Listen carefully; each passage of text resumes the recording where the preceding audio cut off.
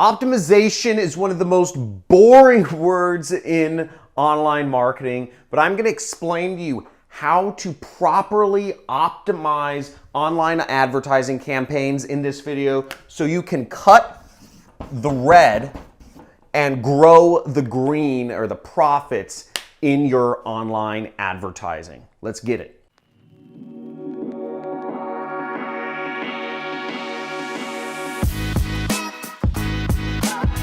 So optimization is such a complicated word. I think it scares a lot of people away. But at the end of the day, what we're doing in marketing is we are playing with numbers. Pure and simple. It's a numbers game. We're throwing up thousands or millions of ads per day, and we're hoping to make some profits from it. It's all a numbers game. 1 in 100 people, or whatever the percentage is, will end up buying your product. Most people will never spend any money with you.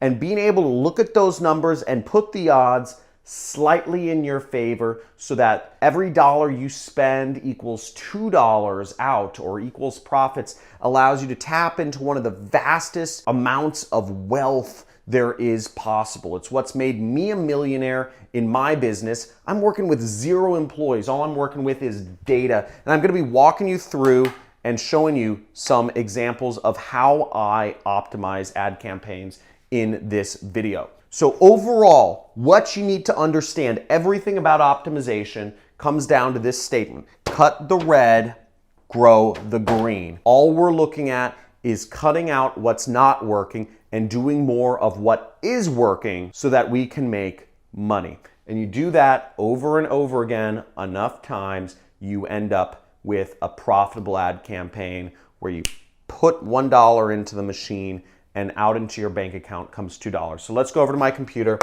and I will show you exactly what I'm talking about here. We'll go over this live. So first off, you need to understand your own numbers in your business. What numbers are meaningful to your business? Are you collecting email addresses? Are you getting leads? Are you trying to get people to purchase a product? Are you trying to get people to make a phone call? What number is important to you?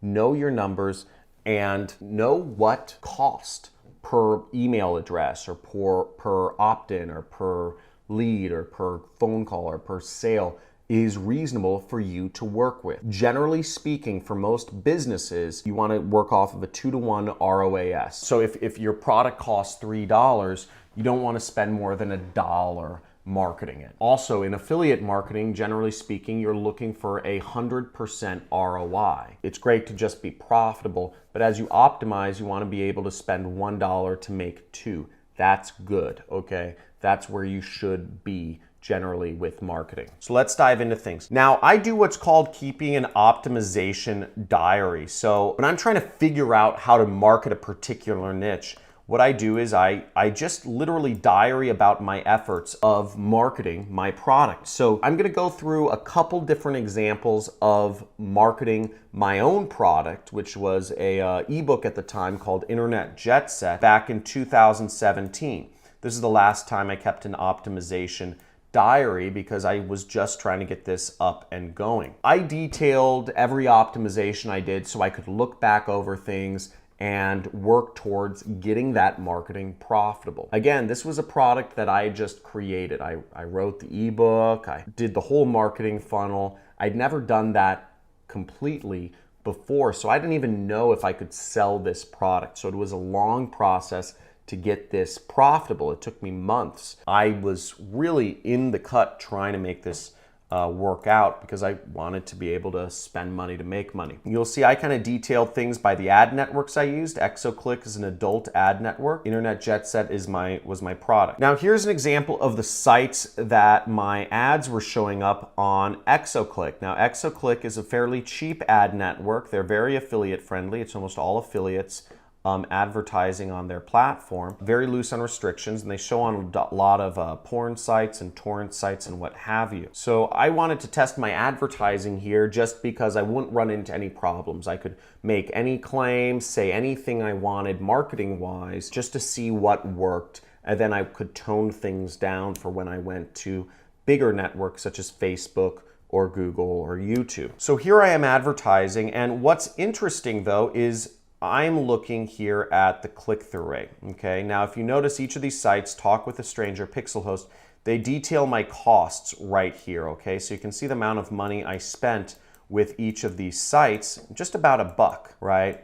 So I wasn't spending a lot of money per site. Overall, I spent $20 before I actually looked to optimize this particular advertising campaign. And the beauty of optimization is that if you know how to optimize well, you don't need to spend that much money. In fact, the better you are at optimization and spotting trends in the data and making sense of things, the less money you actually have to spend in order to make a campaign profitable. Now, there is an art and a science to optimization. On one hand, you're looking for statistically relevant data, and on the other hand, there is a bit of an art to things. You're looking at categories, or you're trying to make judgment calls on why something worked and why some site didn't work. So understanding the data is hypothesizing. You can tell if something works or if it doesn't, but making sense and figuring out what to do next generally requires some sort of artistic or creative thought. So here I am with all this $20 worth of spend. Okay, what I'm looking at, because I don't have any conversions yet, we can see there aren't any conversions here because I haven't gotten any sales from this advertising. So the only metric I can actually look at is clicks. And within that, what I want to optimize for is the cheapest cost per click. Now, when you're an affiliate, you're optimizing generally by the cheapest cost per conversion. You want to spend less to make the same amount. Whereas in this case, since I don't have any conversions yet, I want to spend less to get more clicks. So that's what I'm optimizing around.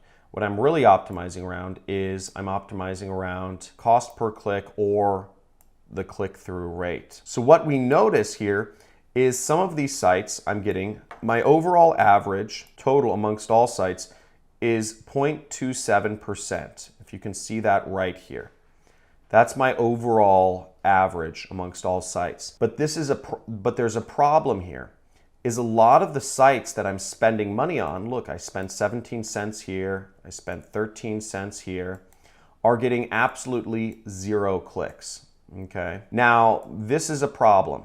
Okay, and a lot of these sites, you'll see 0%. Here's a site where I spent $2 on, and I only got 1 click. So my average cost per click is 3 cents, whereas my average cost per click on this site is $2. So that's a big problem because I want to be paying only a few cents per click, whereas on this site I'm paying $2.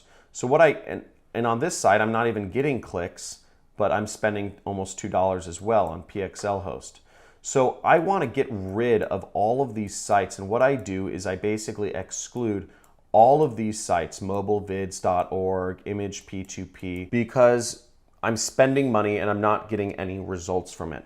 I'm not getting enough clicks. So I get rid of all these sites to save my costs. That's optimization, because I can tell I should be paying 3 cents per click, and on these sites I'm paying way more than that if I'm even getting any clicks at all. So that's optimization in action. I hope that makes sense. Now, this second example of optimization is an example from one of my YouTube advertising campaigns in 2007. Now, what you'll notice here is also, once again, I spent roughly about $20 before I decided to go in and optimize. At this point, I don't need to spend a lot of money to optimize. Sometimes I do, sometimes I don't, but generally speaking, I like to get the data quick. I like to spend as little amount of money as possible before I go in and start tweaking things in my advertising campaigns. So what you'll see in this advertising campaign is I'm advertising on 3 different sources. I'm advertising on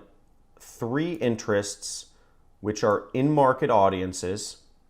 The first audience is advertising and marketing services. The second audience is SEO and SEM services, and the third audience is web design and web development. Okay, so we have the 3 audiences within YouTube ads that I'm advertising on.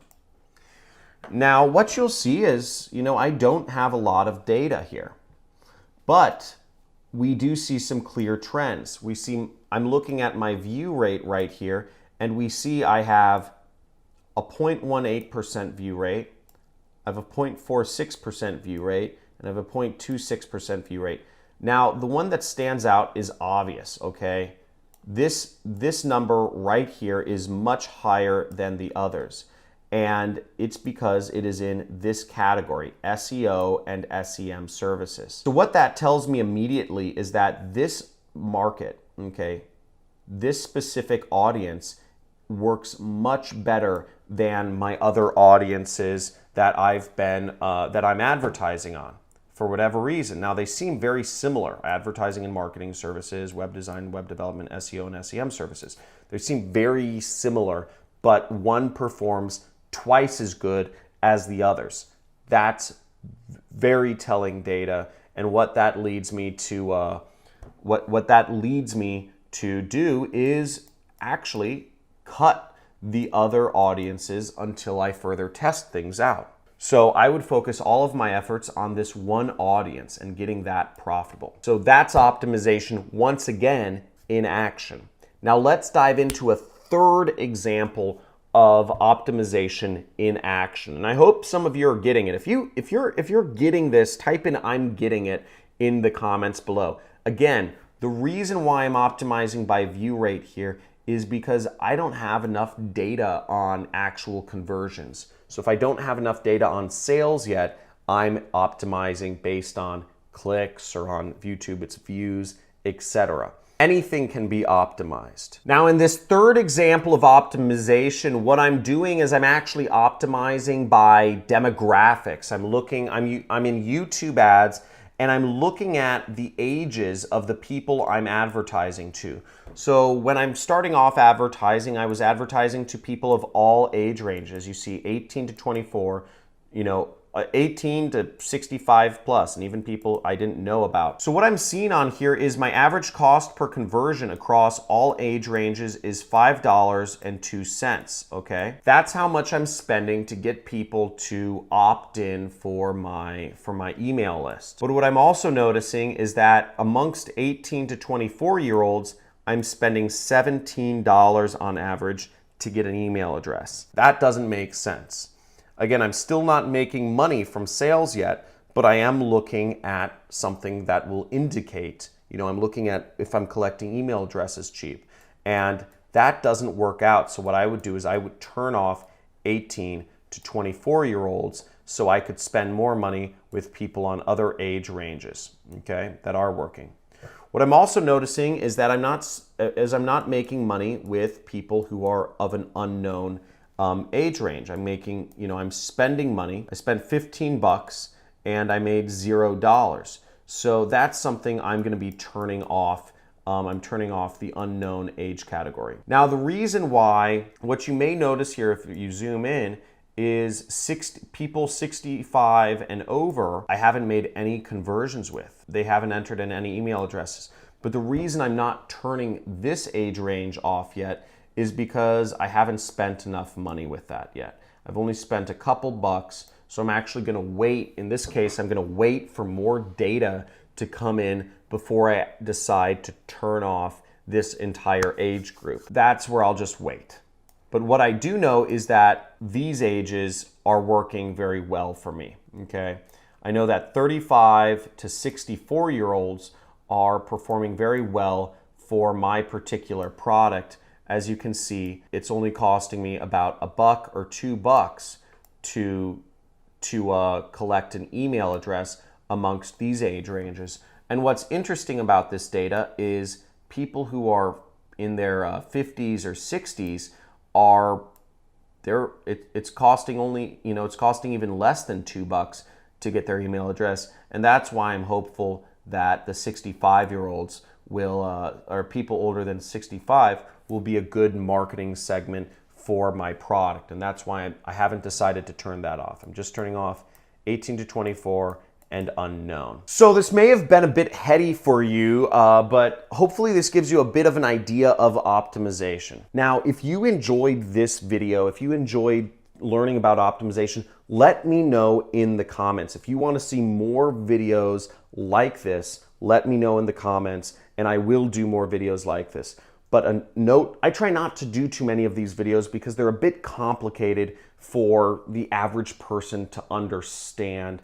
And I don't even know if people on YouTube will like seeing these videos. So you really have got to let me know if you want to see more videos like this. Now, if you'd like to learn more about affiliate marketing and how I make my money online, you can subscribe to my channel, hit that notification bell, and you will get access to a free course on my channel homepage about affiliate marketing. I'm teaching it. It's about 10 videos long, and you'll be learning the ins and outs of this industry and how you can get started. Also, make sure you like this video if you enjoyed it. Leave a comment below. Let me know what your thoughts are. Thanks for watching.